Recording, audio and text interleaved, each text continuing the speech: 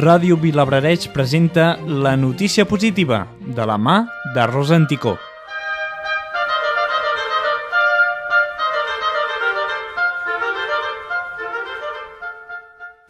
Miquel Fanyanàs, nascut a Girona el 1948, guanya el Premi Néstor Luján de novel·la històrica.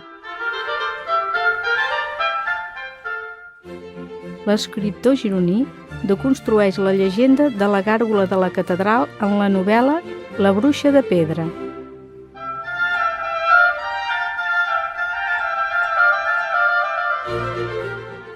Segons l'autor, la novel·la deconstrueix la llegenda d'una gàrgola en forma de bruixa de la catedral de Girona, que tirava pedres als capellans que hi passaven per sota i que Déu va castigar a convertir-se en pedra. L'autor s'inventa una vida per aquesta gàrgola, Guisla Requesens, amb els enfrontaments entre cristians i jueus i la persecució de la Inquisició a les bruixes com a teló de fons.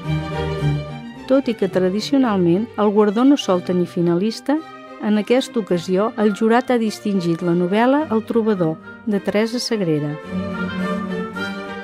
L'autor ha explicat que deconstrueix la llegenda, capgira la història per donar vida a aquesta dona, que de bruixa malèvola passa a ser una remeiera amb una vida dramàtica, que culmina amb la seva tortura inquisitorial perquè confessi els fets de què l'acusen. Aquests fets, però, són motivats per accions benèfiques, com evitar estralls a un atac cristià al barri jueu o recomanar un beuratge que acaba amb un brot de pesta negra.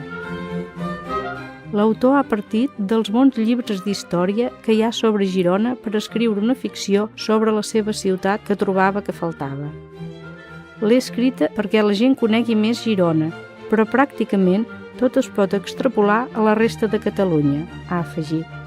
De fet, el jurat ha valorat que la novel·la tingui una prosa sòbria i efectiva, que endinsa el lector a la Girona medieval i als conflictes del moment.